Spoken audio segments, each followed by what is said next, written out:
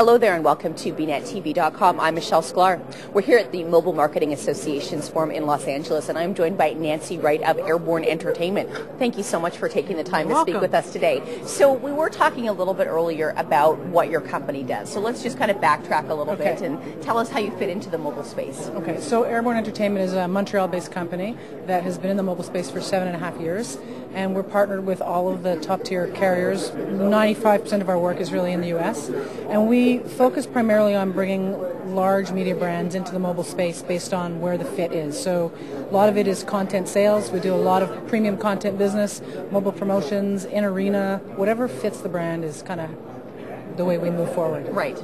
Now, I do ask this of a lot of people, but I'm curious as to what it is that you feel that you're bringing to your clients and you're bringing to the space that is going to make you stand out, has made you stand out. I think, well, certainly from a creative perspective, that's one of the things. And I think what we don't do is, and it's very interesting right now because there's a lot of new people in the space. So when I'm sitting in front of a brand, and we've worked with Wine Spectator, Food Network, Maxim, HBO, Disney, I mean a lot of big people like Deepak Chopra, is really to go in and talk about who they are and what they're trying to do and reach versus I have this great technology platform and I think we could do a really good messaging campaign. Right. So that's very valid, but we've had the luxury of working in personalization products, audio, graphics, video, MMS, mobile internet, across pretty much every form of delivery, Java, Brew. So we kind of work it the other way, which is, okay, this is a really visual brand and the message is visual, let's go this way. Or this is a brand that has a lot of assets, let's leverage that. They want to do a revenue, this is a P&L line for them. Right. Let's build product. Right. Now, you were mentioning earlier that you've been in this space for 7.5 years, which we see as veterans because it's such a vastly evolving arena to be in. What are you needing to convey to your clients to get them to understand the best way to communicate their message? Sometimes speaking to a brand about telling them how to communicate their message is a sour conversation. I think one of the things that we do very well is help them understand while, if you're a publisher and your business is, visual or media, the mobile space it's kludgy. There's a lot of moving pieces. There's a lot of relationships that have to be in place, all the distribution channels. As soon as you explain to them two things. One, well, you're going to have to develop, carrier relationships and business contracts with X number of players. And two, there are, how many hundreds of handsets with different specs, and you're going to have to basically make your content fit on all of them. Then there's kind of a long pause in the conversation, and then you have a new conversation. So you're able to position your value in the distribution and creative space. Right. And so what are you doing to help them bridge those gaps? Are you connecting them up with other companies? Are you able to provide them some in-house solutions? Or are you kind of positioning yourself in order for them to, now that they know they need to do these things, how are they going to go about doing these things? We really partner. So we do the soup to nuts thing. So, an NHL comes to us and we handle everything from them, from their content sales to their in-arena to any kind of mobile promotions they want to do, on deck, off deck, the whole kettle of fish. Right. So that's kind of the way we like to work.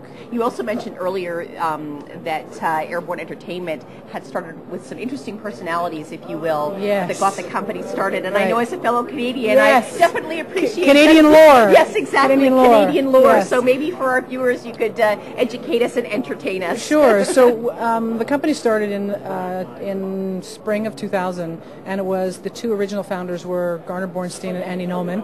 Garner ran one of the first successful ISPs in Canada and sold it right at the top of the bubble. And Andy is very well known for running the Just for Laughs Comedy Festival for 15 years. And so he really was the foundation of the entertainment part of the business for us. Right. Produced over 150 TV shows and has worked with everybody. So did Airborne start as a mobile entertainment content helper type of company, or did it morph into that as the need arose? A little unknown story. We actually started, which was supposed to be a humor portal on the web. And in the first couple of months, Bell Mobility called and said, hey, we're launching our mobile internet services. Can you do jokes? And we were very humor focused. Right. So we kind of dropped the .com, and the company was called thefunniest.com. We dropped the .com and became the funniest. And very quickly we saw the writing on the wall and started working with Disney. Disney and HBO were the two first brands we cut our teeth with. Right. So you're also an example of creating a successful brand yourself, if you will, as well as educating and working with companies to help them create successful brands, which is sort of a nice place to be, if you will. You kind of come from that level of experience. Right. And we also try to help the carriers on the merchandising side, bringing that a little bit of entertainment savvy and creativeness to their, to their world. Right. Fantastic. Now, of course, you are running a company. You are the Chief Operating Officer. Correct. Women in business. Women in business. Now, we were talking earlier as well that there are a lot of different types of people that are entrepreneurs, if you will. But the wonderful thing about being an entrepreneur is it cuts across race, gender, religion. It doesn't really matter. At the same time, it's really important that there are role models out there that people can emulate, because being an entrepreneur has its challenges. Being a leader in business has its challenges. Sure. So what are some of the things that you would kind of say, hey, you got to do this, but don't do that? Well, it's a hard question, because I don't tend to take the gender side, but having come from the academic background, where there's kind of much more of a melding, and then moving into the telco world, even though we're on the entertainment brand side, but the telco, I ran carrier relationships for 3 years.